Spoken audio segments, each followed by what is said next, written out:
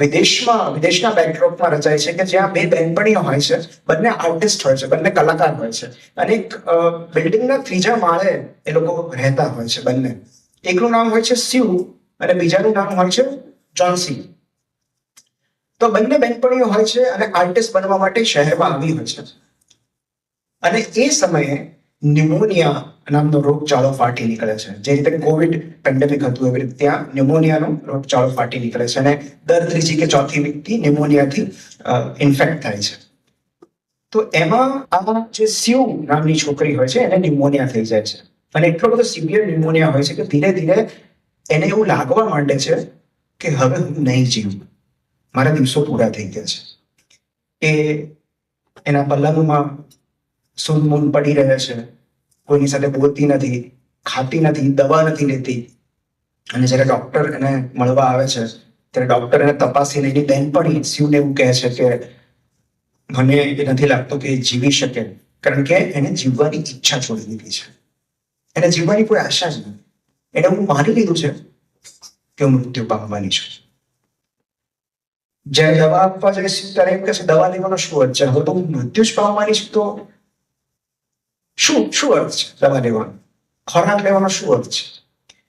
સ્યુ એને બહુ cheer up કરવાની ટ્રાય કરે છે, એનું મન પ્રફુલ્લિત રાખવાની ટ્રાય કરે છે, ખૂબ બધી વાતો કરે છે, કપડાની વાતો કરે છે, નવા ફેશન્સની વાતો કરે છે. એક સરસ મજાનું ત્યાં પેઇન્ટિંગ લઈ આવે છે, બોર્ડ લઈ આવે છે, જેની ચિત્ર કામ કરતી હોય છે સ્યુ. અને એને એમ થાય છે કે હું ચિત્ર કરીશ ને તો ચિત્રમાં રસ પડશે, પણ ચિત્રમાં પણ રસ નથી પડતો. બસ એ સૂનમૂન એક બારીની બહાર જોયા કરે છે, અને બારીની બહાર કશું જોતું નથી. બાજુનું ઘર હોય છે અને વચ્ચે એક સાઈડ વોલ હોય છે, બસ એટલું જ હોય છે, બીજું કાંઈ જ હોતું નથી. તો શિવને હંમેશા પ્રશ્ન થતો કે આ બારીની બહાર શું જુએ છે, એવું તો શું છે? એક દિવસ જ્યારે એ ચિત્રકામ કરતી હોય છે ત્યારે એને કંઈક ગણગણાટ સંભળાય છે, અને એ ધ્યાનપૂર્વક સાંભળે છે તો જોન્સી ઊંધા આંકડા બોલતી હોય છે, 15, 14, 13, અને એ 7 અટકી જાય છે. એટલે શિવની નજીક જાય છે અને પૂછે છે કે શું કરે છે તું, શું કરે છે? એટલે બારીમાંથી બહાર જે દિવાલ હતી, દિવાલ ઉપર એક વેલ હતી. એને જોઈને એને કહ્યું કે હું આના પાંદડા ગણું છું, કે 3 દિવસ પહેલા 100 પાંદડા હતા, આજે હવે માત્ર 7 છે. રોજ એના પાંદડા ખરતા જાય છે. અને પેલી શું કહે છે કે તું પાનખર છે ને, પાંદડા તો ખરે ને? તો કે ના, એવું નથી. આ વેલ સાથે, આ વનસ્પતિ સાથે મારું જીવન સંકળાયેલું છે.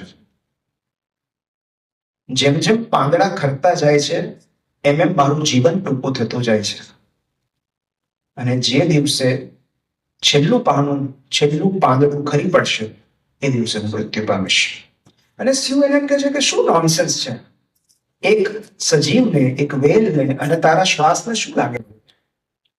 પણ એ એવું મક્કમતાથી માનતી હોય છે કે મારા શ્વાસ અને આ વેલનું છેલ્લું પાંદડું બંને સાથે ખરશે.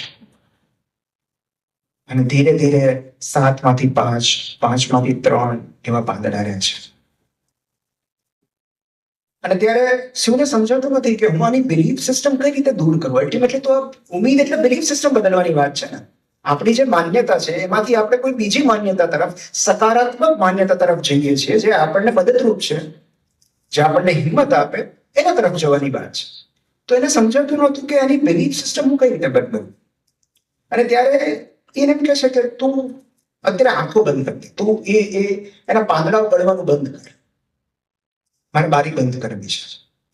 એટલે બેટા એમ કહે છે કે તું બીજા રૂમમાં જઈને ચિત્ર કરે ને, તો કે ના, મારે પ્રકાશ જોઈએ છે, પણ તું ખાલી આંખ બંધ કરી દે. એની આંખ બંધ કરી દે છે. અને શિવ એક જે ચિત્ર બનાવતી હોય છે એ માણસનું ચિત્ર હોય છે, અને એ માણસ માટે એને બીજા પેઇન્ટરની જરૂર હોય છે, જે એમના જ બિલ્ડિંગમાં પહેલા માળે રહેતો હોય છે, જે બહુ 60 વર્ષના પહોંચેલા ચિત્રકાર હોય છે, મિસ્ટર બર્મેન એનું નામ હોય છે. અને મિસ્ટર બર્મેન પાસે જાય છે અને એને આખી વાત કરે છે કે મારી બહેનપણી આવું વિચારે છે. બર્મેન બહુ ગુસ્સે થાય છે કે શું આવું શું કાઢે છે વિચારે છે, એના શ્વાસ અને પાંદડાને શું લાગે વળગે? પણ એ કે તમે આવીને સમજાવો ને, હું નથી માનતી. આ બર્મેન છેલ્લા 40 વર્ષથી ચિત્રકામ કરતા હોય છે અને એની ઈચ્છા હોય છે કે મારે માસ્ટરપીસ બનાવવું છે, એક એવું ચિત્ર બનાવવું છે કે જે લોકો વર્ષો સુધી યાદ રાખે.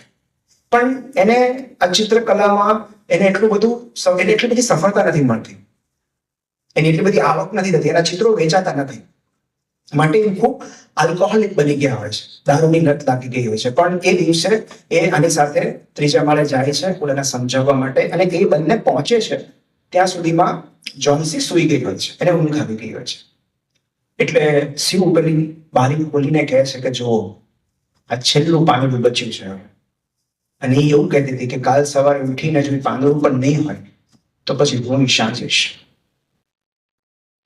એટલે બર્મેન કશું જ બોલતા નથી, ચૂપચાપ ત્યાંથી ચાલ્યા જાય છે. બીજે દિવસે સવારે, એ દિવસે રાતે એવું થાય છે કે ખૂબ પવન ફૂંકાય છે, સ્નોફોલ થાય છે, ખૂબ વરસાદ હોય છે, ખૂબ ઠંડી હોય છે, અને જોરથી જે બંધ કરેલી બારીઓ પછડાય છે ને શિવને ડર લાગે છે કે આજે છેલ્લું પાંદડું છે એ ખરી ગયું છે.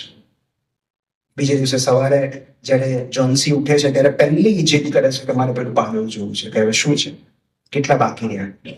અને જયારે બારી ખોલે છે ત્યારે એક પાંદડું બચેલું હોય છે. અને પેલી શિવને કહે છે કે જો એક પાંદડું હજી ખર્યું નથી, કાલ આટલો પવન હતો, આટલો સ્નોફોલ થયો, તો આ ખર્યું નથી. આ બતાવે છે કે તારું જીવન હજી લાંબુ છે, તારું આયુષ્ય લાંબુ છે, તું મરવાની નથી. અને પેલી એમ કહે છે કે ના, એક કોઇન્સિડન્સ, આવું શક્ય નથી. આ પાંદડું આજે ખરશે. અને આખો દિવસ એ પાંદડાને તાક્યા કરે છે, ક્યારે ખરશે, ક્યારે ખરશે, ક્યારે ખરશે, રાહ જોયા કરે છે. એ પાંદડું એકદમ તાજું લીલું હોય છે એના બેઝમાંથી, અને પણ સાઈડમાંથી થોડું પીળું પડી ગયું હોય છે. એટલે આખો દિવસ રાહ જોયા પછી પણ એ પાંદડું ખરતું નથી.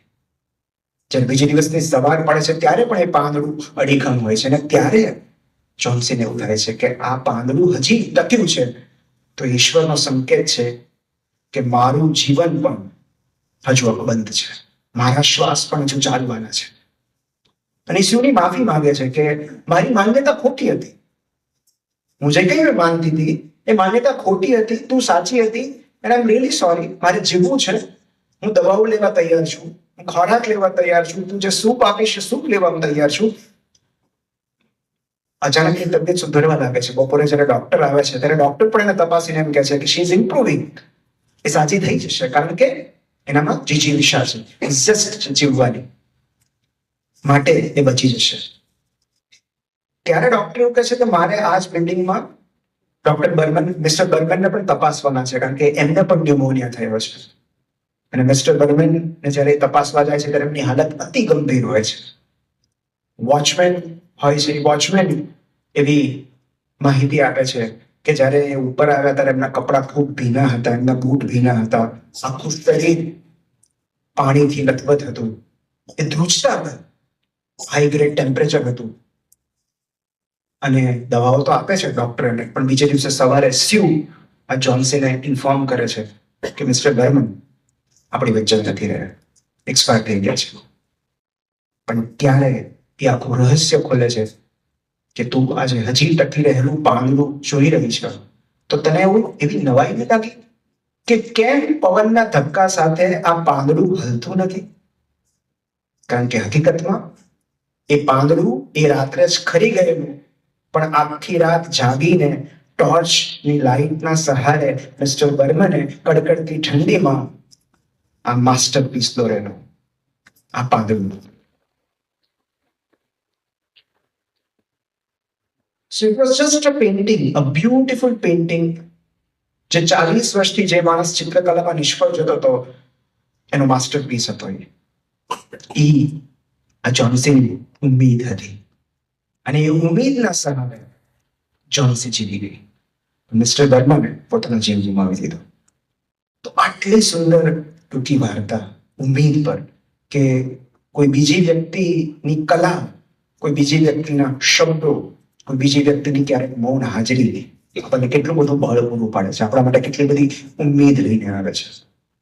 એક બહુ સરસ વોટ છે, સુવિચાર છે કે એવરીથિંગ આ જગતમાં જે કંઈ પણ થાય છે, લોકો જે કંઈ પણ કરે છે એ આશાના સહારે કરે છે.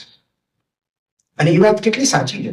આમ તો એવું કહેવાય છે કે આ સમાજને જેટલી આશાવાદીઓની જરૂર છે એટલી જરૂર નિરાશાવાદીઓની છે. કારણ કે આશાવાદીએ એરોપ્લેનની શોધ કરી તો નિરાશાવાદીએ પેરાશૂટ બનાવ્યું.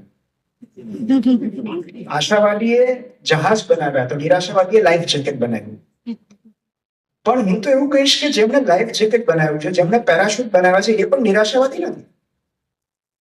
એમણે વર્સ્ટ કેસ સિનારીઓનો વિચાર કરીને એમાંથી માણસ કઈ રીતે ઉઘરી શકે એનો વિચાર કર્યો. એ તો વધુ આશાવાદી ગયા કે માણસ પ્લેનમાં કઈ ટેકનિકલ ખામી આવે અને માણસે ઉપરથી જમ્પ કરવો પડે, ક્યાંય અટકી નથી ગયા.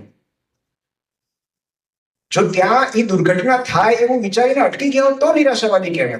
પણ એમાંથી બહાર માણસ કેમ આવી શકે, કેમ એનો જીવ બચી શકે, એવો વિચાર કરીને જ્યારે એમણે કશું લોકોનો જીવ બચી શકે એવું કંઈક શોધ્યું તો એ વધુ આશાવાદી કહેવાય. તો એ કોટ આજે પણ એટલું જ સત્ય છે. અને આપણે આમ જોઈએ ને તો દરેક માણસ ભલે એનો રસ્તો કદાચ અયોગ્ય હોય, પણ એ જે કારણથી કરે છે એમાં તો આશા જ રહેલી હોય છે. ચોર ચોરી કરે છે તો એ આશામાં કરે છે કે થોડાક રૂપિયા આવી જશે તો એટલીસ્ટ થોડા કમ્ફર્ટેબલ થઈ જશે. તો જે લોકો આતંકવાદી હોય છે એ આતંકવાદીઓ અન્યનો જીવ એટલા માટે લે છે કદાચ એમને એવી આશા હોય છે કે કદાચ જન્નત મળે. ભલે એ સદંતર બેઝલેસ છે. તો જે લોકો સ્વાતંત્ર્ય સેનાનીઓ એમને એવી આશા હતી કે દેશ આઝાદ થશે, માટે એમને જીવ આપ્યો. તો નેલ્સન મંડેલા, ગાંધીજી, તો જે કંઈ પણ આપણે કરીએ છીએ એની પાછળ કોઈક ને કોઈક આશા રહેલી હોય છે. અને આશા વગર આપણે કશું જ કરતા નથી. આશા માટે રવિન્દ્રનાથ ટાગોરનું એક બહુ સરસ વાક્ય છે કે આ પૃથ્વી પર આવતું દરેક બાળક એ સંદેશ લઈને આવે છે કે ઈશ્વરે હજુ માણસ જાત પરથી શ્રદ્ધા ગુમાવી નથી.